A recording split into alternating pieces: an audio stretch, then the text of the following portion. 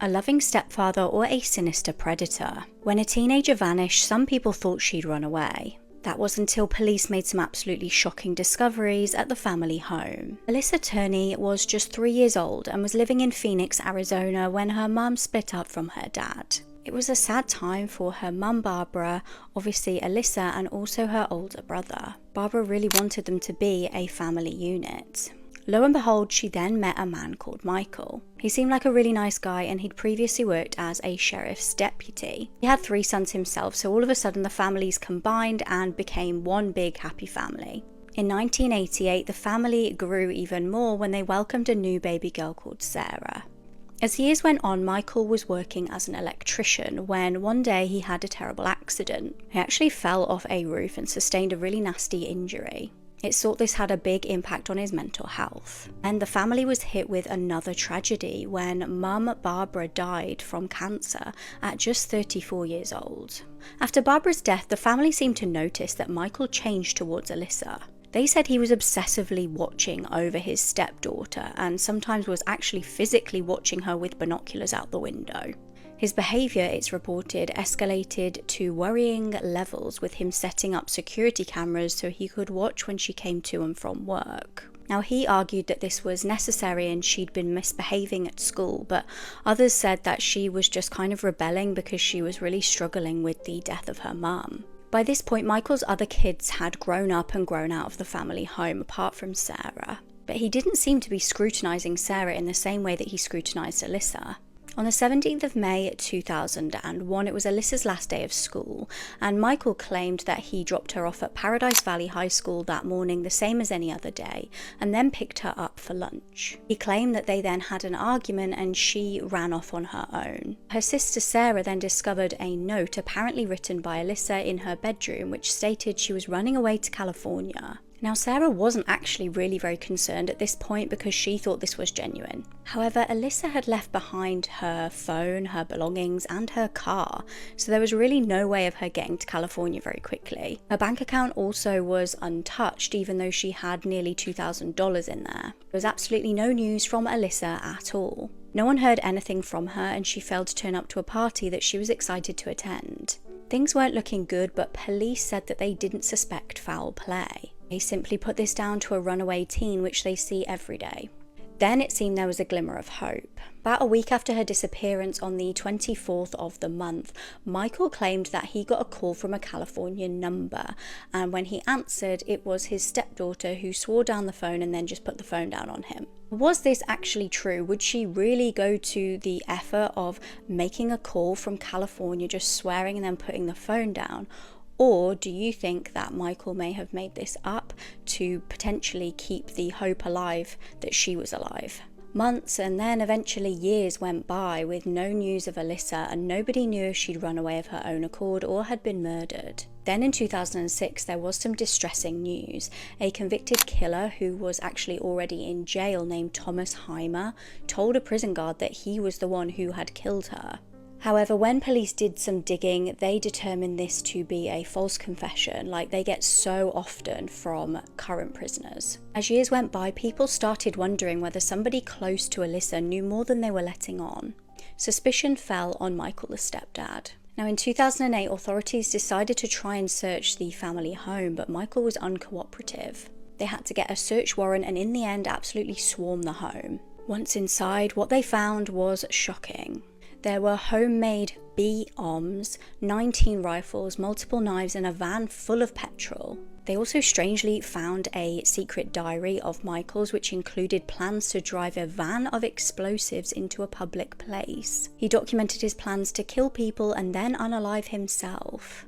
In the house, police also found loads and loads of CCTV that Michael had taken of his stepdaughter, including disturbingly a video of Alissa and her boyfriend together. Very tellingly, there was no actual footage of the day she vanished. That still wasn't everything though. There was a really weird contract that was discovered. It was written by Michael and he'd made Alissa sign this document to say he hadn't abused her. Police then spoke to Alissa's friends who had a different story.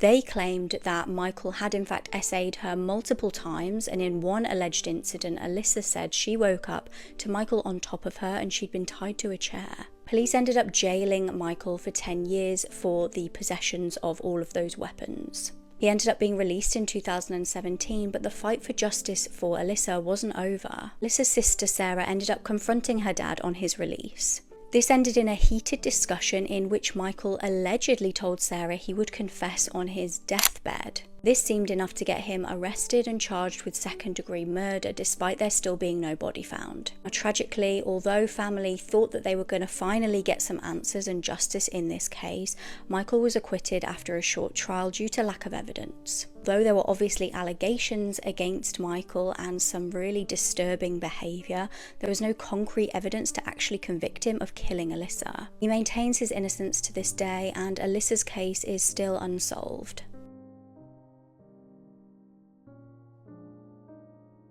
This case will absolutely make your blood boil, so I'm really sorry to do this to you guys. It was the 7th of May 2017 and Brooke Skylar Richardson was 18. She was a popular cheerleader from Ohio and lived in Carlisle with her mum Kim and her dad Scott and her little brother. Now, although her first name was Brooke, she was known to all of her friends and family as Skylar, so I'll call her Skylar for the purposes of this video. Skylar actually struggled growing up with her body image and she was diagnosed with BD aged 12. However, she did grow in confidence as she got older, and in the year in question she'd been dating a guy called Brandon. Now, he seemed really nice and the relationship was a good relationship by all accounts. On the 26th of April, Skylar had gone to a gynecologist appointment and was given some startling news. She was told she was pregnant. She wasn't just early on, she was in her 3rd trimester. So it wasn't even like she was really early and she could kind of make a decision either way. When you're in your 3rd trimester, you're literally about to give birth. Now, Skylar seemingly ended up keeping this information to herself. She ended up just kind of carrying on her life as normal, hiding this huge secret from family and friends. Just days later, it was her senior prom. She attended though like nothing was up and she just carried on as normal. 2 days after attending though, she was about to give birth. It happened while she was at home and her parents were asleep.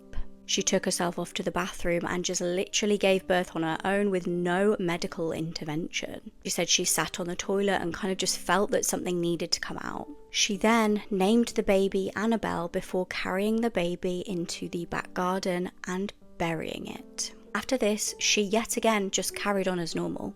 And so did obviously her parents, with no idea that their grandchild was buried in their backyard. That was until Skylar went to another gynecologist appointment and the doctor kind of said, "Oh, you've had your baby then, obviously, congratulations, where is it?" She then admitted to having given birth, however, she stated that the baby was stillborn and then she'd buried it.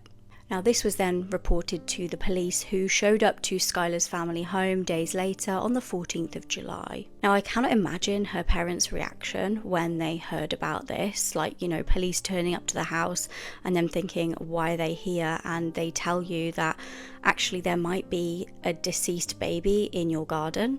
Now, Skylar actually continued on with the story about the stillborn until the baby's body was exhumed from the ground and the remains seemed burnt. She admitted that she had tried to cremate the baby with a lighter herself. She then also admitted that the baby was alive when it was born, allegedly.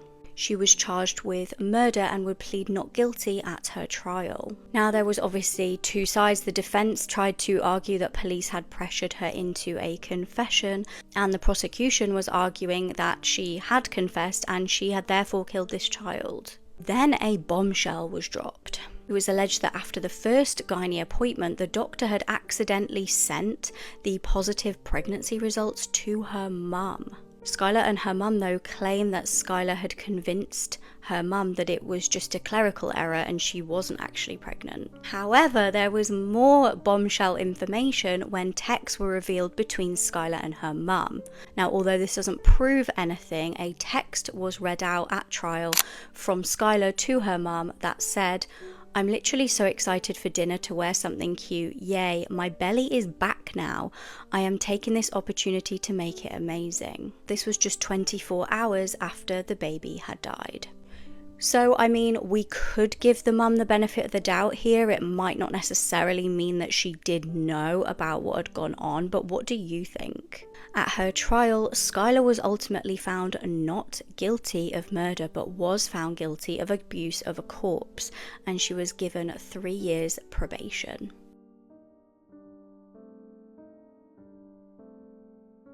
This man ate his victim with a bowl of pasta. It was April 1998 in Darlington in County Durham. Julie Patterson was a mum of 4, but unfortunately due to mental health and addiction issues, she'd had her children taken off her. She'd been struggling with depression, alcoholism and Valium addiction. Now Julie was living with her boyfriend Alan Taylor. He was the dad to her youngest child. Julie was known to regularly go out to pubs and stay out all night, sometimes for days. Alan was kind of used to this behaviour by now. So when she failed to return home after a night out at the pub, Alan kind of felt like this was normal behaviour for Julie. He thought she'd just been, as we say in the UK, just kind of out on the sesh. However, time went on and Julie still didn't come home. Then she missed an important appointment about the custody of her children, so Alan knew something was seriously wrong. Now, Alan reported her missing to police and a huge search was underway, and initially police actually thought that she was potentially in danger of harm from herself. They thought that due to her depression and also the alcoholism, she could have ended up hurting herself in some way. Weeks went by with no news of the missing mother. That was until police got a tip from a member of the public, which led them to a secluded area by Darlington Football Club. Cadaver dogs helped the police to locate a bin bag. Abandoned near the football club, they found a bin bag with what looked like shoulder blades of a human sticking out. After recovering partial human remains, another tip came into police. A local man named David Harker, who was infamous in the area for stumbling around drunk on cider, had apparently confessed to killing the mother. He'd reportedly been bragging about dismembering her body. The 24-year-old, interestingly, actually seemed to have a way with women, believe it or not. He was apparently charming and managed to be fairly promiscuous. He would cheat on any girlfriends he had and won women over with an apparent caring and sensitive side. However, this was all an act. David was a compulsive liar and would fly into aggressive rages when he had a drink and didn't get his own way. David had bragged to his friends that he'd killed the missing woman and chopped her up. Some of them just thought he was drunk and making stuff up, but then it dawned on them that he may genuinely be confessing to murder. Police were notified and David's flat was searched. Damning evidence was found, including some of Julie's belongings and pools of her blood. David admitted the pair had gone back to his flat for a sexual encounter, and then he got bored. He said he decided to attack her with her own tights and proceeded to then cook parts of her body once she was dead. He ate part of her thigh with pasta and cheese and then dumped some of her body parts near the football club. Some of her body parts, however, were not found, including her head, and David refused to reveal to Julie's loved ones where he had disposed of this. This obviously infuriated police and the family. David told his friends he wanted to become a serial killer known as the Devil Man. Officers felt that David was psychopathic, feeling no remorse for his crime. He was found guilty of manslaughter due to diminished responsibility and given life in prison. This was far from the end of the tragedies of this case though. Julie's boyfriend Alan became obsessed with trying to find the rest of her body. He would frequently go out digging, desperately trying to uncover something. Alan actually ended up struggling with alcohol addiction himself in an attempt to numb his grief. Then another tragedy. In 2006, Alan was drinking with his friend John Morrison. Suddenly, seemingly out of nowhere, Alan began to strangle John. He strangled him with his hands and then a belt until he was deceased. Alan was arrested for killing the unemployed bachelor, who was described as a gentle man. Alan stated his reason for doing this was because he was desperate to get inside of Wakefield prison at his girlfriend's killer. Alan was diagnosed with PTSD and was given life with a minimum of 13 years for killing John. When this model's body was found floating in her pool, police had to work out if this was a tragic accident or a callous murder. Samira Frasch was a 38-year-old French model who lived a lavish lifestyle in Golden Eagle in Florida. Now, those who knew Samira were envious. Not only was she absolutely stunning, but she was also extremely successful and had a lot of money. She had a life that most others could only dream of. That was until the 22nd of February 2014. Her body was discovered by a handyman and his son floating in her garden swimming pool. Now, the pair who found her were obviously completely horrified by this and immediately rang 911. Now, when officers arrived initially, it wasn't quite clear whether the model had been murdered or whether she'd just accidentally fallen in and drowned. What they did notice was that Samira's sandals were in the pool, and interestingly, one was tucked under a hose that was in the water. Investigators would need to examine Samira's life in more detail in order to understand her death. Now, Samira had actually come from quite humble beginnings. She was born into poverty but then became famous due to her beauty. She made a name for herself walking in catwalks in Paris and met a man who caught her eye in 2006. This was Dr. Adam Frasch, a podiatrist. The pair fell in love straight away and ended up getting married in Vegas. They then bought a house together in Florida and went on to have 2 daughters together. As I said before, they lived a lavish lifestyle and they looked to the outside world like a really happy couple. However, it would all come crashing down after the discovery of Samira's body. Investigators realised the evidence didn't quite match with an accidental drowning theory. Samira's sandals were in the pool and they had straps on them that weren't just able to kind of fall off your feet. Why were her shoes in the pool and not attached to her? Then there was a damning report from the medical examiner. The cause of death was blunt force trauma. Now, initially you might think, okay, well, she could have done that falling into the pool and smacking her head on the side. In fact, the evidence suggested she'd got blunt force trauma on both sides of her skull. This was unlikely to happen from a fall unless she obviously fell, hit one side of her head, then got back up again and then fell again and hit the other side of her head. And again, that still doesn't explain why her strappy sandals were suddenly off her feet. Investigators needed to look at the CCTV in order to rule out the handyman and his son. The tape did actually show that they were telling the truth. They'd simply got there a few minutes before finding her and then immediately called 911. So did Samira have any enemies? In fact, her husband's friend Kendale admitted to police that the pair had never got on. He said she really didn't like how much time he spent with Adam and the fact that the pair used to go off to casinos quite a lot. However, that didn't really seem like a motive for Kendale to then go and murder her. It also turned out he had a really strong alibi on that day. Police then interviewed Adam, the husband. Interestingly, he told them on the day before her death, she'd actually come to him and told him how exhausted she was and she needed a break. He very kindly and selflessly, he said, offered to take the kids to their beach house 3 hours away. He claimed that the morning of her death, he left the house at around 8 AM with the children.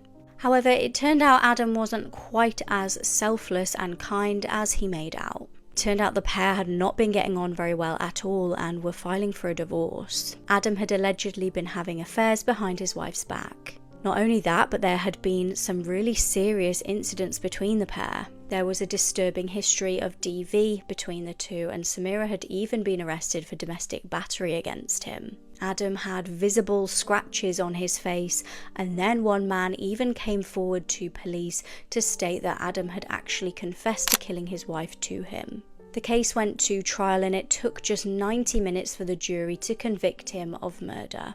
He was given life in prison.